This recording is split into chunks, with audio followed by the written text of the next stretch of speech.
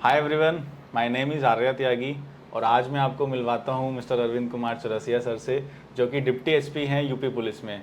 सबसे पहले thank you, आपने अपना वैल्यूएबल टाइम दिया हमें वेलकम और वेलकम। बहुत सपोर्ट करते हैं, बहुत सपोर्टिव हैं सर और डाउन टू अर्थ पर्सन हैं सर। मैं सबसे पहले आपकी जर्नी के बारे में जानना चाहूँगा, क्योंकि आपकी जर्नी बहुत हेक्टिक भी रही है, बहुत मोटिवेशनल भी रही है।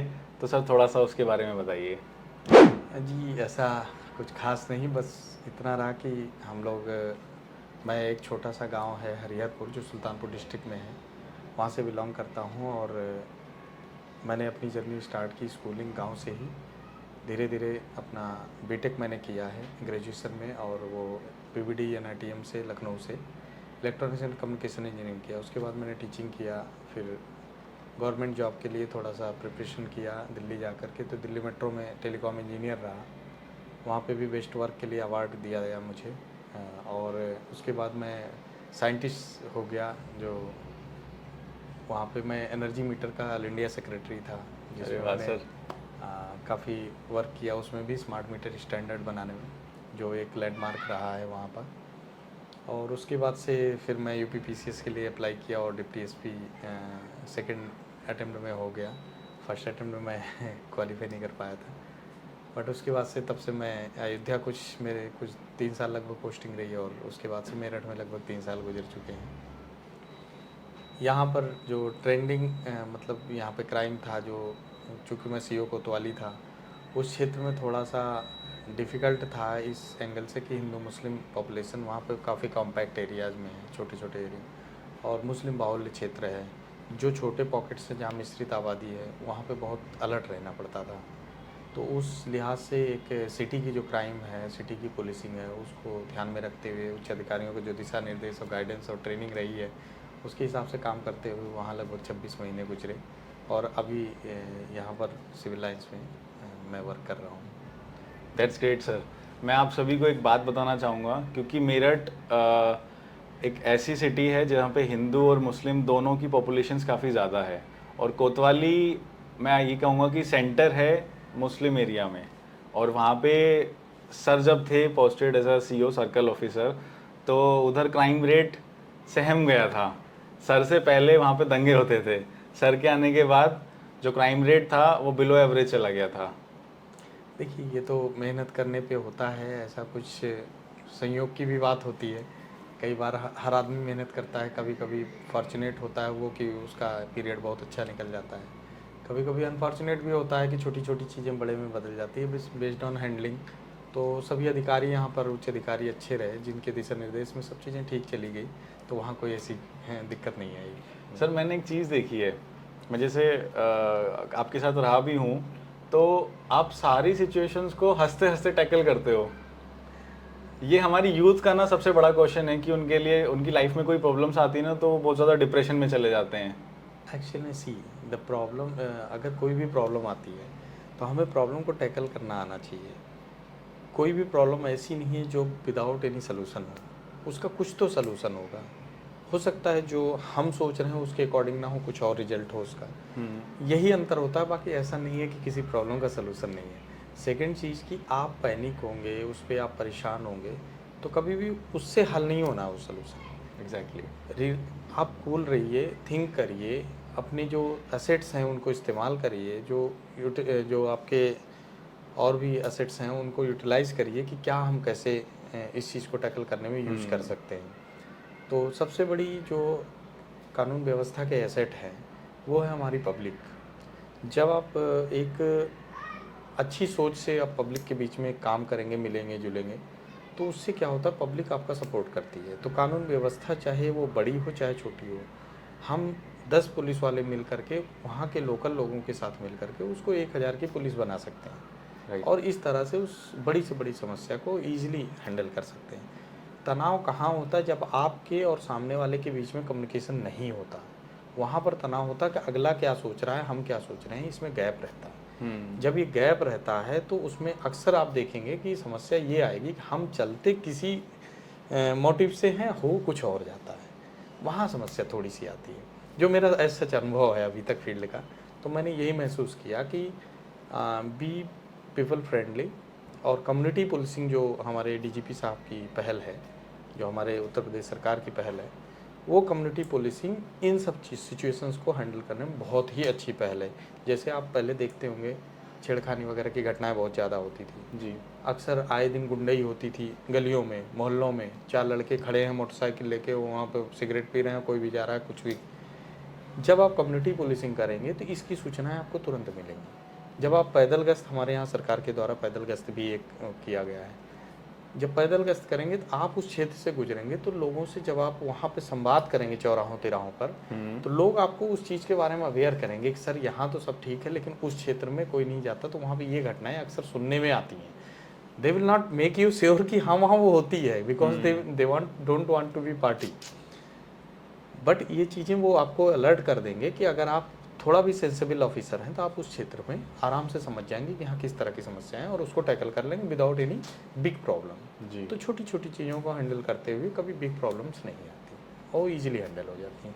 तो यही सब कुछ तरीके होते हैं जिनसे मैनेज किया जाता है। सर मैंने एक चीज़ और देखी है, आप ग्राउंड लेवल ऑफिसर हो, डिप्टी एसपी रैंक के, और आपकी टेक्नोलॉजी में काफ़ी रुचि है, और मैंने आपको एक चीज़ और देखी है कि आप जो साइबर क्राइम्स चल रहे हैं इस टाइम पे, उनमें काफ़ी रुचि लेके उन पे वर्क भी करते हो, और काफ़ी डीपली वर्क करते हो। मैं ये बोलूँगा कि अगर एक बार कोई केस पकड़ लिया तो उसका सॉल्यूशन निकाल के ही छोड़ोगे। तो अभी मेरठ पुलिस में, लाइक मेरठ जो रेंज है हमारी यहाँ पे डिस्ट्रिक्ट में, किस टाइप के केसेस आ रहे हैं जो ट्रेंडिंग साइबर क्राइम? देखिए, साइबर क्राइम एक डिफरेंट टाइप का क्राइम है जो आम जनता अभी उस सोच में नहीं जा पाई है। इसको वाइट कॉलर क्राइम कह सकते हैं हम लोग, कि जो बैठे बैठे लोग एग्जैक्टली अपने घरों में कर दे रहे हैं। हमारे मेरठ में काफ़ी बड़े बड़े बिजनेसमैन हैं जो उस टेक्नोलॉजी का कुछ भी ABCD नहीं जानते, जिस टेक्नोलॉजी में वो फंस जाते हैं और उसके शिकार हो जाते हैं। कभी बड़े बड़े लोग को मैंने देखा है। रही बात इसके वर्क करने की, देखिए कोई भी चीज़ है टेक्नोलॉजी में जो है आइदर यस आयर नो, दो ही लॉजिक पे चलता है। यस।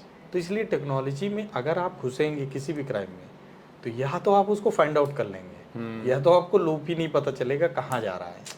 तो जो मेरठ का ट्रेंडिंग क्राइम है वो आजकल 3 4 5 टॉपिक जो बहुत ज़्यादा मतलब पॉपुलर हैं। जैसे आप ये देखते होंगे अक्सर OTP कोई भी यूज करा के फ़ोन करके आपके डेटा डिटेल्स ले करके, तो वो डेटा ब्रीचेज है, that is not a cyber crime, but हम लोग उसको भी साइबर क्राइम की तरह सोचते हैं। तो वो डेटा ब्रीचेज है कि किसी ने 420 कर लिया, आपके साथ फ़ोन किया, आपके फ़ोन पे उसका नंबर डलवाया, क्योंकि नंबर की डिटेल्स हर जगह लगभग रहती है।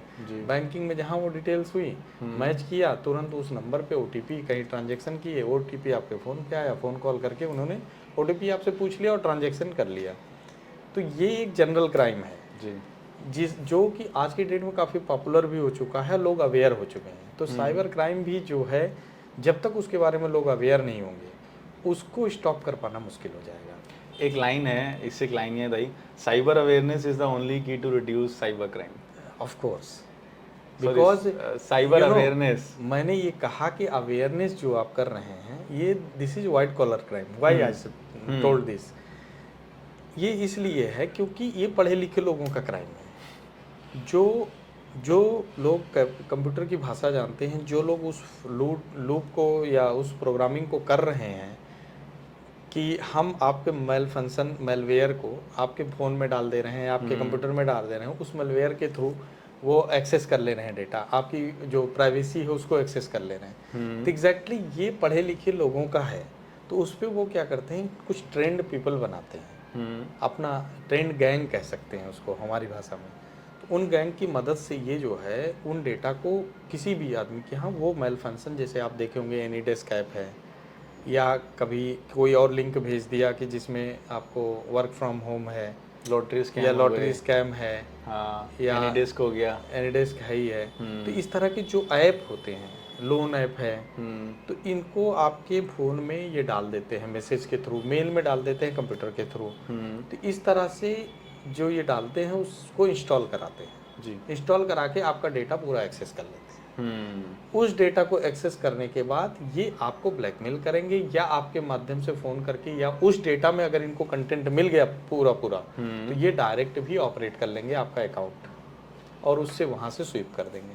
तो अक्सर जो इकोनॉमिक टाइप ऑफ क्राइम है वो साइबर क्राइम के थ्रू होता है अभी सो फार। आगे आने वाले दिनों में साइबर क्राइम का और ज़्यादा चीज़ें जो दिख रही हैं कि वो कहीं ना कहीं और फील्ड्स में ये ज़रूर अपने पाँव पसारेंगे, लेकिन अभी फ़िलहाल जो अकाउंट खाली करने वाला तरीका है वो इस तरह की चीज़ों से दिख रहा है कि ब्लैकमेलिंग करते हैं चीज़ों को लेकर के, या सीधा सीधा अकाउंट की डिटेल्स और प्राइवेसी निकाल करके सीधा अकाउंट साफ कर देते हैं जी। तो अपने यहाँ मेरठ में भी इसी टाइप के क्राइम्स हो रहे हैं। कई बार आपने क्राइम देखा होगा जो सोशल टाइप का क्राइम है, साइबर का सोशल क्राइम। जी। उस क्राइम को उसमें भी ब्लैकमेलिंग है।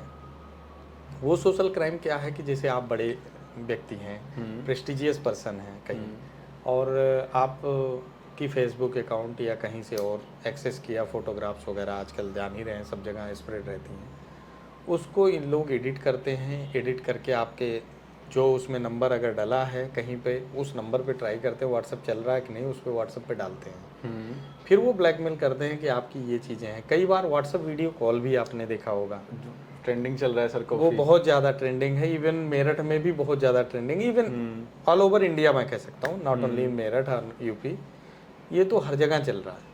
तो उसमें कई बार ये लोग ब्लैकमेल करते हैं, न्यूड पिक्स वगैरह बना के, न्यूड वीडियोस फोटो मॉर्फ कर देते हैं, वो मॉर्फ कर देते हैं। तो उस चीज़ को ये लोग जब बनाते हैं वीडियोस वगैरह, तो उसको ब्लैकमेल करते हैं, फिर इनके सोशल साइट्स पे डाल करके या फेसबुक पे डाल करके, व्हाट्सएप पे, ट्विटर पे, कई बार तो यूट्यूब पे भी डाउनलोड करने का पूरा प्रक्रिया तक का स्क्रीनशॉट भेजते हैं कि देखिए मैं यूट्यूब पे डाउनलोड कर रहा हूँ। और उसमें कई बार ऐसे पुलिस वाले भी बन के ट्रू कॉलर पे फ़ोन करते हैं कि आप इतना पैसा डालिए वरना हम आप फला क्राइम ब्रांच से बोल रहे हैं, आपको अरेस्ट करने आ जाएंगे। हाँ। तो ये एक्चुअल में social crime related to economic offence है, बट रिलेटेड टू सोसाइटी है। Yes. तो जो सोशल पर्सन है जिनकी सोसाइटी में बहुत वैल्यू है, कई बार वो अपनी इन चीज़ों की वजह से वो डिप्रेशन में आ जाते हैं और गलत चीज़ों में इन्वॉल्व हो जाते हैं, या उनके ब्लैकमेलिंग का शिकार हो जाते हैं, वो उसके बदले वो पैसा देते हैं। This is just a crime, this is not your fault. Actual में आपको तो पता भी नहीं कि आपने जैसे वीडियो क्लिक किया, आपने देखा तब तक कि आपकी वीडियो बन गई।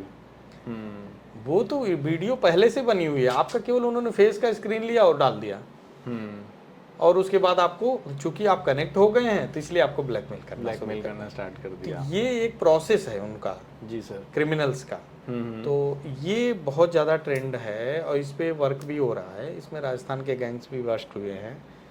तो कहीं ना कहीं इस तरह के सोशल क्राइम्स भी साइबर के माध्यम से हो रहे हैं। सर मैं एक बात पूछना चाहूँगा, जैसे आप तो गवर्नमेंट ऑफिशियल हो, तो गवर्नमेंट ऑफिसर्स के पास रिसोर्सेज होते हैं ट्रैक करने के। अब फॉर एग्जांपल किसी लड़की के फ़ोटो मॉर्फ करके उसको ब्लैकमेल करना कर दिया। अब क्या होता है, लड़कियां काफ़ी सेंसिटिव होती हैं और वो खुदकुशी करने चली जाती हैं या फिर खुद को हैरेस करना स्टार्ट कर देती हैं। ऐसे बहुत सारे केसेस देखे गए हैं। आते हैं। मैं आपसे चाहूँगा कि आप एक बार उनको एक्सप्लेन करो कि उनको ट्रैक भी करा जा सकता है और उनको पकड़ा भी जा सकता है, और इसमें सुसाइड करने का कोई पॉइंट नहीं होता। देखिए यहाँ पर मैं एक पहले आपको स्पिरिचुअल लाइन बोलूँगा कि जब अगर आप गलत नहीं हैं कहीं से, तो आपको कभी घबराने की ज़रूरत नहीं है, चाहे वो किसी के सामना करना पड़े। राइट। ठीक है। तो मेरा सभी माताएं बहनें या जो भी बेटियां हैं मेरी इस तरह की, जिनके साथ ये कभी घटनाएं हो जाती हैं, उसमें बहुत घबराने की ज़रूरत नहीं है, बहुत परेशान होने की ज़रूरत नहीं, क्योंकि इसमें आपके द्वारा कोई भी कृत्य किया नहीं गया है। और ऐसी चीज़ों को तुरंत आप पुलिस में रिपोर्ट करिए। Police will make you clear, society clear कि इसमें आप गलत थे या नहीं थे। जी सर। जहाँ आप गलत नहीं, पुलिस उसको अपने कंधों पर लेकर के उसको ट्रैक करेगी, उसको वर्कआउट करेगी जो अनवर्ड केस है, और उस केस को फिर मीडिया के माध्यम से सब लोगों को उसको मैसेज भी दोगी कि नहीं, इसमें इस बच्चे की कहीं गलती नहीं है, उसमें आपको घबराने की नहीं। देखिए आप टेम्परामेंट लूज कर देंगे, अपने आप को खो देंगे, तो फिर हम क्या कर लेंगे। राइट। हम किसको बचाएंगे, किसके लिए सफाई देंगे। तो पुलिस तो आपकी सुरक्षा और सफाई के लिए है बैठी, इसके बहुत परेशान होने की ज़रूरत नहीं किसी को भी। ऐसी चीज़ों को तुरंत इमीडिएटली आप नियरेस्ट पुलिस स्टेशन या महिला पुलिस स्टेशन पे आप जाइए। महिला हेल्प डेस्क हर पुलिस स्टेशन में माननीय योगी जी की सरकार में है, उसको आप अटेंड कराइए प्रॉब्लम्स को। सभी अधिकारी उस पर ध्यान देते हैं, इस पर वर्कआउट कराते हैं, FIR होती है और उसके बाद आपका क्लियर किया जाएगा। मीडिया के एक्चुअली सर प्रॉब्लम क्या है ना कि लड़कियां डरती हैं अपने पेरेंट्स को बताने के लिए या फिर पुलिस ऑफिसर से डायरेक्ट डील करने के लिए। उनको ये पता ही नहीं होता ना कि हर सिटी में महिला हेल्प डेस्क भी होती है, वुमेन पुलिस स्टेशन भी होते हैं। देखिए, इसके लिए बहुत ही ज़्यादा एडवर्टीजमेंट सरकार द्वारा किया जा रहा है। हम लोगों के हर एक पुलिस स्टेशन पे 1090 के भी स्लोगन्स लगे होते हैं। और 1090 एक ऐसा टोल फ्री नंबर है जिस पे ये कॉल करके अपनी सारी बातें कह सकती हैं, वहाँ महिला ही उठाएगी। महिला हेल्प डेस्क पे महिलाएं ही सुनती हैं, जिससे इनकी पूरी प्राइवेसी बनी रहेगी, कोई और नहीं जानेगा। और महिला थाना एक स्पेशल खुला हुआ है इसी के लिए हर डिस्ट्रिक्ट में, कि कोई भी महिला अपनी गोपनीय बातें वहाँ जाके कर सकती हैं। तो देखिए, सोचने से, संकोच करने से तो कोई हल है नहीं। राइट। उससे आप केवल अपने आप को पनिश करेंगे। जो हरास करने की बात की आपने कि अपने आप को हरास कर ले, वहाँ पर आपको आगे निकल के आना पड़ेगा और नियरेस्ट पुलिस स्टेशन पे जा करके इन चीज़ों को आपको लॉजिकली कंक्लूड करना पड़ेगा कि सर इस प्रॉब्लम में क्या करना है, कैसे करना है। जब आप खुद ही जान जाएंगे कि, और अपने अधिकारों के लिए आपको लड़ने में कोई हर्ज नहीं है। आप अपने अधिकारों के लिए लड़िए और ऐसे लोगों को तो सबक सिखाइए। पीछे हटने से, अपने को पनिश करने से क्या होगा? जिसकी वजह से आप हटोगे उसको सबक सिखाइए। वो साला they should be behind the bars, why are you punishing yourself? Right right right. तो this should not be done by all my माताएं, बहनें और बेटियां जो भी हैं, इनके द्वारा ऐसा नहीं किया जाना चाहिए। सर एक मेरा पर्सनल क्वेश्चन है आपसे। आप ग्राउंड लेवल पे भी वर्क करते हो, आपकी अपनी फैमिली भी है और आप टेक्नोलॉजी में भी काफ़ी अपना इंटरेस्ट रखते हो, सारी चीज़ों को कैसे मैनेज करते हो आप? देखिए, बस वही एक ही चीज़ है ना कि कूल रहिए। जो समय है, जिस चीज़ का समय है, कोशिश करिए कि उस चीज़ में उसको उसी समय सॉल्व करिए। अगर आप मतलब घर में गए हैं, परिवार के साथ कुछ समय ही बिताने को हम लोगों को मिलता है, ज़्यादा तो मिलता नहीं, लेकिन जो भी टाइम है उन्हें इतना अफेक्शन दीजिए कि उन्हें फील ही ना हो कि 12 घंटा हम बाहर रहे। जी सर। तो ये तो देखिए वही है ना कि हमें अपने रूपों को बदलना पड़ेगा। तो जो फैमिली का रूप है वो फैमिली के रूप में ही घर में रहना पड़ेगा। जो ऑफिशियल रूप है उस ऑफिशियल रूप में हमें ऑफिस में रहना पड़ेगा। ग्राउंड लेवल पे फील्ड में जब जाते हैं, अगर कानून व्यवस्था है तो वहाँ उस कानून व्यवस्था के अकॉर्डिंगली रिएक्ट करना पड़ेगा। बाकी जो वर्क है, वर्क को आपको थाने पे जाइए, सुपरविजन करिए, उसके हिसाब से जो वर्क है उसको अपने अधीनस्थों से ऑर्डर दे के कराना पड़ता है। ठीक है सर। तो इसी तरह से लिटिल बिट मैनेज करते हैं, बट बहुत ज़्यादा नहीं। जितना हो पाता है हम लोग करते ही हैं। नहीं सर, बट आप ना जैसे मैं भी हूँ तो मेरे लिए भी एक मोटिवेशनल पर्सनैलिटी हो आप, क्योंकि मुझे भी आपसे बहुत कुछ चीज़ें सीखने को मिलती हैं। Like how you manage all these things. अभी तो मेरी भी पढ़ाई चल रही है तो मैं भी आपसे ही सीख के सभी चीज़ों को मैनेज करता हूँ। लर्निंग का कोई स्टेज नहीं होता। हम लोग भी डे बाय डे लर्न करते हैं। कई बार तो हमारे सामने ऐसे ऐसे पीड़ित आते हैं जो हमें सिखा के चाहते हैं। कई बार आज भी मेरे साथ ऐसा कुछ हुआ कि मैंने आज भी कुछ सीखा था, मुझे ध्यान नहीं आ रहा है, लेकिन मैं सरप्राइज रह गया कि अच्छा ऐसा भी इसकी ये हो सकता है क्या इस मैटर पे। मुझे बड़ा अच्छा लगा था, मुझे अभी जस्ट रिमाइंड नहीं हो रहा है। तो लर्निंग की स्टेज कोई नहीं है। अभी जैसे हमारे यहाँ पे अधिकारी भी हैं, हमारे उच्च अधिकारी भी हैं, बहुत सारे अधिकारी इतने एक्सपर्ट हैं थियोरेटिकल चीज़ों में कि मतलब जैसे हमारे यहाँ के एसपी ट्रैफिक साहब हैं, उनको इतना ज्ञान है, पता नहीं कितनी किताबें पढ़ रहे हैं। उन लोग पूछते हैं सर कोई कुंजी बता दीजिए कि कहाँ से हम लोग ज्ञान अर्जित करें। तो ऐसा भी होता है कि बड़े बड़े अधिकारी हैं, उनके अपने एक्सपीरियंस हैं, अपनी नॉलेज है, तो हमें उनसे भी गेन करते हैं। नीचे वाले हमारे सब इंस्पेक्टर्स हैं और कई हमारे लीगल डिपार्टमेंट है, ये सब भी हम लोगों को सिखाते ही रहते हैं कि किस अप्रोच से कैसे चीज़ों को सॉल्व करना चाहिए। कोर्ट है हमारी बैठी हुई, हर जगह हमें गाइड ही करती रहती है जी। तो बहुत सारी चीज़ें हैं सीखने के लिए। और ये तो कानून तो फ्लेक्सिबल है। हर लिमिट पे, हर पॉइंट पे पता नहीं एक ही केस का दूसरा इंटरप्रिटेशन हो जाता है, दूसरा रिजल्ट आता है। एक का किसी और लाइन पे इंटरप्रिटेशन हो जाता है, दूसरा रिजल्ट आता है। तो कई एंगल्स हैं जो बैठे हैं व्यक्ति वहाँ पे अधिकारी के रूप में, उनके क्या इंटरप्रिटेशंस हैं वो भी मैटर करते हैं।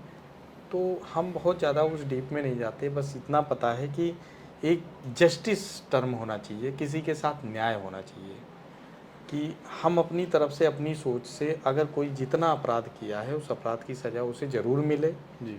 अगर कोई हैबिचुअल अफेंडर है तो उसको उससे भी ज़्यादा सज़ा मिले, उसके लिए सख्त रहे। सरकार भी सख्त है हमारी, हम लोग भी सख्त हैं। लेकिन जो व्यक्ति इनोसेंट है, गलती से किसी क्राइम में आ गया है, उसको ज़्यादा नहीं कराएं, जितना वो दंड का भोगी है उतने ही दंड उसे दिया जाए। इस तरह से कहीं ना कहीं जस्टिस का जो प्रिंसिपल है वो हम लोगों को अपने इनिशियल स्टेज पे ठीक रखना चाहिए, और आगे तो कोर्ट, माननीय कोर्ट है ही है, वो तो अपने हिसाब से दंड देती ही है। जी। तो मेरा ये मानना है कि जब आप चीज़ों को साथ जस्टिस करने लगेंगे, जब चीज़ों के साथ टाइमली आप उसको रिस्पॉन्ड करने लगेंगे, तो कभी भी आप पैनिक नहीं होंगे, कभी भी आपको मैनेजमेंट में इशू प्रॉब्लम नहीं होगी। मैनेजमेंट में प्रॉब्लम ही तब होती है जब आप चीज़ों को सही टाइम पे सही चीज़ को मैनेज नहीं करेंगे। जैसे आप कभी देखिए, अभी खाना है मुझे 10 बजे और मैं खा रहा हूँ 12 बजे, तो बॉडी मैनेज नहीं होगी। जी। सिंपल सा वही उदाहरण है कि आप सारी चीज़ों को देख लिए, टाइमली आपको मैनेज करना पड़ेगा। अब मुझे आज की डेट में अगर हम अपराधी को सोच के नहीं चले कि इसमें 10 आदमी को गिरफ्तार करना है, कैसे करना है, प्लानिंग करके नहीं चले, तो हम विद इन टाइम नहीं गिरफ्तार कर पाएंगे। वहाँ पे चाहे अधिकारियों की डांट खाएंगे, चाहे हमारे खिलाफ लिखा पड़ी होगी, मतलब चीज़ें हमें भी फेस करना पड़ता है उस जगह। कई बार अनफॉर्चुनेट होता है हम लोगों के साथ, हम लोग टाइमली नहीं कर पाते, तो उसमें हमें फेस भी करना पड़ता है उसका म्यूजिक। राइट राइट तो राइट। ये तो उतार चढ़ाव चलता रहता है। मैनेजमेंट है, कोशिश करता है हर व्यक्ति अपना बेस्ट करने का। कई बार नहीं भी हो पाता, कई बार बहुत अच्छा हो जाता है, लोग अप्रिशिएट भी करते हैं। ये तो सर, इस टाइम पे मेरठ में ट्रेंडिंग साइबर क्राइम्स क्या चल रहे हैं? देखिए, लॉटरी स्कैम है। लॉटरी स्कैम बहुत ज़्यादा आजकल चल रहा है। उसमें क्या होता है कि एक मैसेज आता है कि आपकी लॉटरी लग गई है, आप 10 लाख की लॉटरी के विनर हो गए हैं, आप चाहे लॉटरी ले लीजिए या एक कार ले लीजिए। तो आदमी अक्सर क्या करता है, वो सोचता है कि हाँ शायद मैंने कुछ किया हो, इस एल्योर में आकर के वो चूज करने लगता है, कॉल कन्वर्सेशन होने लगती है। फिर वो कन्वर्सेशन के दौरान उससे टैक्स पे करने की बात करता है कि नहीं नहीं, आप कुछ टैक्स इस पे कर दीजिए, इतना मिनिमम अमाउंट, जिसके बाद हम आपकी लॉटरी यहाँ से मतलब भेज सकें। और उस चक्कर में जब वो थोड़ा टैक्स पे करता है, फिर नई कंपनी की पॉलिसी बदल गई है, थोड़ा सा और आपको इतना परसेंट के, इस तरह की बैकमेलिंग स्टार्ट हो जाती है। तो इस फिर वो धीरे धीरे क्या करते हैं उनको कि एक लूप बन जाता है, ये लूप बन जाता है, और उनको कहीं ना कहीं थ्रेट करने लगते हैं, उनकी चीज़ों को फिर काफ़ी जानने लगते हैं चीज़ों को, तो फिर वो कहते हैं मैं आपको बदनाम कर दूंगा, ये कर दूंगा, लाइक अदर टाइप से थ्रेटनिंग होने लगती है। तो कहीं ना कहीं आदमी उस स्कैम में फंस जाता है, और वो जो मेंटल पीस है उसकी वो भी हार्म होती है, साथ ही साथ अपना इकोनॉमिक लॉस तो होता ही है। राइट। तो ये चीज़ों से बचने के लिए मेरा साफ एक बात कहना है मेरे भाई, कोई शॉर्टकट नहीं होता अमीर बनने का। आप चुपचाप मेहनत करिए, अपना ईमानदारी से मेहनत करिए, और जीवन में कमाइए, अपने परिवार को पालिए, आगे बढ़िए। कोई लॉटरी वॉटरी नहीं लगती किसी की, और इस सब चक्करों में ऑनलाइन तो कभी भी नहीं लगती, इस चक्कर में तो कभी मत फंसिएगा, वरना इस तरह के स्कैम के आप पक्का भुक्तभोगी होंगे। एक दूसरे तरह का साइबर क्राइम जो आजकल काफ़ी ज़्यादा हो रहा है, वर्क फ्रॉम होम का है। अक्सर आप देखते होंगे कि आपके इनबॉक्स में भी मैसेज आ जाता है कि आप घर बैठे बैठे इतने पैसे कमाएं और इस तरह से कमाएं। आदमी अक्सर उस बातों पे चूँकि खाली बैठा है, वो सोचता है कि कहीं ना कहीं से हमें कुछ अपॉर्चुनिटी मिल रही, तो हम इसको क्यों ना ग्रैब कर लें, और इंटरनेट सबको फ्री मिल ही रहा है। तो लोग क्या करते हैं, जब से ये कोरोना और पेंडेमिक ये आया है, तब से कहीं ना कहीं वर्क फ्रॉम होम का कल्चर भी बढ़ा है। तो जब जो लोग घर पे खाली बैठ गए हैं, चाहे अपनी जॉब की वजह से, चाहे किसी अन्य कारण से, तो वो इन स्कीम्स में उलझ जाते हैं, और वो कहीं ना कहीं यूज करना शुरू करते हैं, लाइक यूट्यूब वीडियो लाइक करो, फला चीज़ें करो, गूगल्स में जाओ, अपनी बिजनेस प्रोफाइल डालो, इस तरह की चीज़ें करने शुरू कराते हैं वो लोग। इसके बेसिस पे कभी कभी रजिस्ट्रेशन के नाम पे कंपनीज से भी कि आप रजिस्टर करो इस कंपनी पर, तब आपको पैसे मिलेंगे, या आप इतना दो तो उसके बाद पैसे मिलेंगे। तो रजिस्ट्रेशन के नाम पे पैसा ले लेते हैं कंपनीज़ वाले। साथ ही साथ ये भी करते हैं कि कई बार आपको टेस्ट मनी कुछ देते हैं, कुछ वर्क करा के, बहुत मिनिमम अमाउंट 200, 300, 500, 1000 तक का देते हैं, कुछ काम कराते हैं। फिर उसके बाद कहते हैं कि आप इन्वेस्ट करो और पैसा, तो हम आपको 2 घंटे में बढ़ा के, 4 घंटे में बढ़ा के, इतने परसेंट ब्याज से, इतना परसेंट ब्याज से कर देंगे। तो आदमी कहीं ना कहीं उनके लूप में फंसता जाता है। जैसे ही वो ह्यूज अमाउंट इन्वेस्ट कराते हैं, उसके बाद वो कहीं ना कहीं होल्ड कर देते हैं, और आदमी सोचता है कि मेरा पैसा डूब गया। तो कहीं ना कहीं एक आपके लिए एल्योरमेंट का प्लेटफॉर्म तैयार किया गया इस तरह की ऑनलाइन फ्रॉड के द्वारा, और आप उसमें ट्रैप होते चले गए। वो ट्रैप के बाद क्या हुआ कि आपने एक बड़ा अमाउंट जैसे ही उसमें लगाया, उन लोगों ने अपने एंड पे होल्ड कर रखा।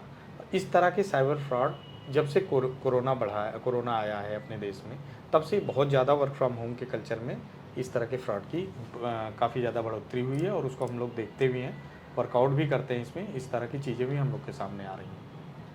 हाँ, इसके अलावा जो नया आजकल बहुत ही ज़्यादा trending even common to anyone है, उस वो है व्हाट्सएप वीडियो कॉल।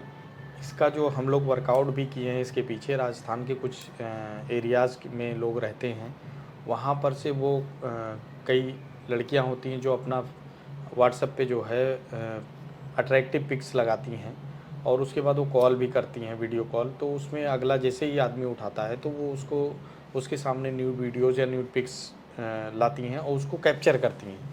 इस कैप्चर को करके ये व्हाट्सएप पे कैप्चर करके या तो फेसबुक पे अपलोड करेंगी या यूट्यूब पे अपलोड करेंगी। इस तरह से एक डिफरेंट प्लेटफॉर्म पे उस पर्टिकुलर पर्सन का वीडियो अपलोड करेंगे, क्योंकि डेटा ब्रीच करती हैं नंबर से जब डेटा ब्रीच होता है तो उसके बाद यही नंबर से उनकी फेसबुक प्रोफाइल या यूट्यूब प्रोफाइल सर्च कर ली जाती है। सर्च करने के बाद जब वो डायनेमिक पर्सनालिटी होती है, कोई रिनाउंड पर्सनालिटी होती है, तो उससे ब्लैकमेलिंग करके इस तरह का काम करते हैं। कई बार इसमें तो मैंने देखा है कि अपने टाइम में बहुत बड़े बड़े मतलब उद्योगपति हों या किसी डॉक्टर, इंजीनियर, अदर प्रोफेशंस के भी लोग हैं, तो वो लोग भी इस ट्रैप में फंस गए हैं कई बार। तो कई बार हमारे सामने केसेस भी आते हैं, लीडर्स के भी केसेस आते हैं, तो उनको हम लोग बाकायदा प्रॉपर तरीके से इन्वेस्टिगेट करते हैं और उनको तत्काल प्रभाव से कहते हैं कि अकाउंट आप डीएक्टिवेट करिए। किसी के भी उसमें मत आइए कि आपका अकाउंट डीएक्टिवेट होगा तो वो अपलोड कर देगा। वो सिर्फ आपको डराते हैं, धमकाते हैं, जिससे कि आप उनके ब्लैकमेलिंग में आ जाएं और पैसा इन्वेस्ट कर दें। तो इस तरह की चीज़ें अक्सर वो लोग करते हैं। जो भी विक्टिम होता है इसमें, उसको सिंपली एक ही काम करना है कि वो नियरेस्ट पुलिस स्टेशन पे जाए, अपनी बात को साइबर हेल्प डेस्क पे बताए और उसके बाद तत्काल प्रभाव से उसकी डिटेल्स आ जाए और जो भी अकाउंट पे वो एक्टिवेट होके कार्रवाई करने के लिए बोल रहा है, आप तत्काल अपने व्हाट्सएप कॉल से उसको ब्लॉक करिए और जो भी अकाउंट की बातें कर रहा है उसको डीएक्टिवेट कर दिए फॉर सम मोमेंट्स। धीरे धीरे वो अपने आप एफर्टलेस हो जाएंगे और उनके पास इतना टाइम है ही नहीं कि वो आपको अप्रोच करेंगे। तो ये तात्कालिक राहत है, बाकी हम लोग अपना पुलिस इन्वेस्टिगेशन करके उसके खिलाफ कार्रवाई करते हैं। सर एक एप्लीकेशन है आजकल, ये बहुत फ्रॉड चल रहा है कि उस एप्लीकेशन को इंस्टॉल करवाएंगे और प्ले स्टोर से इंस्टॉल करवाते हैं। एक ऑथेंटिकेशन एप्लीकेशन है जिसका नाम है एनीडेस्क, उससे बहुत फ्रॉड हो रहा है आजकल। देखिए, मैं इकोनॉमिक फील्ड में इस चीज़ में एक ऐड करना चाहूँगा कि मैंने एक केस देखा था ऐसे कि एक बैंक वाला वो डेटा कहीं से उसने कलेक्ट किया, एक फ्रॉड आदमी ने जो क्रिमिनल है, किसी बैंक से डेटा लिया होगा। उसने जिस मोबाइल में जिस नंबर पर बैंक ऐप है उस नंबर पर कॉल करवाया और उसके बाद उसका फ्रेंड बनके, उसके बेटे का फ्रेंड बनके उसने कॉल किया और कहा कि आप जो है फला ऐप को उसमें डाउनलोड करिए, आपके बेटे ने ये चीज़ कहा है और मुझे 5,000 रुपये का मतलब ट्रांसफ़र करना है। तो वो एनीडेस्क ऐप ही था जिसके थ्रू वो ये उसके पासवर्ड वगैरह लेना चाहता था। एक्चुअली ये ऐसा ऐप है कि कोई भी व्यक्ति जब इस ऐप को अपने मोबाइल में डाउनलोड करेगा और उसके बाद उसका सारा जो एक्सेस है, कैमरा एक्सेस, वो सीधा उस आदमी के पास चला जाएगा जो उसको रिमोटली मैनेज कर रहा है।